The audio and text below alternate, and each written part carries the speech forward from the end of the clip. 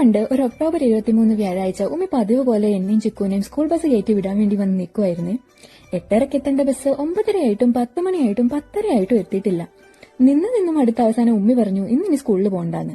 അങ്ങനെ സ്കൂളിൽ പോകണ്ടാത്തതിന്റെ സന്തോഷത്തില് വീടൊക്കെ എത്തി യൂണിഫോം ഒക്കെ മാറ്റി ഒന്ന് സൂസു വയ്ക്കാൻ പോയപ്പോ ദേ വന്നേക്കണ പീരിയഡ്സിനെ പറ്റിയൊക്കെ ഉമ്മി നേരത്തെ പറഞ്ഞു തന്നിട്ടുണ്ടെങ്കിലും ഞാൻ വിചാരിച്ചു വെച്ച അത്ര സിമ്പിൾ ആയിരുന്നില്ലായിരുന്നു കേട്ടോ. എന്റെ ഇമാജിനേഷനിൽ ജസ്റ്റ് ഒരു സ്പോട്ടിംഗ് മാത്രമേ ഉണ്ടായിരുന്നുള്ളൂ. പിന്നെ ഞാൻ കരുതി ഫസ്റ്റ് ടൈം ആയോണ്ടാവും ഇങ്ങനെ ഇനി മന്ത്ലി പീരിയഡ്സ് ആവുമ്പോൾ സ്പോട്ടിംഗ് ആയിരിക്കും. എവിടുന്ന് നിങ്ങൾ ആലോചിച്ചിട്ടുണ്ടോ ഈ പണ്ടാർ എന്തിനാ ഇങ്ങനെ നമ്മളെ കൊല്ലാക്കൊല്ല ചെയ്യാനായിട്ട് ഇങ്ങനെ വരണേന്ന്? ജസ്റ്റ് വന്നിട്ടൊന്ന് ഹായ് ബൈ ഒക്കെ പറഞ്ഞിട്ട് അങ്ങ് പോയിക്കൂടെ?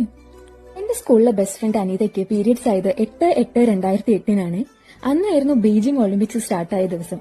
അതുകൊണ്ട് ഞങ്ങളുടെ ഇടയിലെ പീരിയഡ്സിന്റെ കോഡ് വേർഡ് ഒളിമ്പിക്സ് എന്നായിരുന്നു. എനിക്ക് പീരിയഡ്സ് ആയതിന്റെ പിറ്റേന്ന് സ്കൂളിൽ ചെന്നപ്പോ ഞാൻ അവരെ കണ്ടപ്പോ ആദ്യം പറഞ്ഞത് ഒളിമ്പിക്സ് എന്നാ. കാര്യം മനസ്സിലായിട്ട് അവര് വെൽക്കം ടു ദ ക്ലബ് എന്ന രീതിയിൽ എന്നെ നോക്കി ചിരിച്ചു. എന്റെ സിസ്റ്റർ ഇൻ ലോ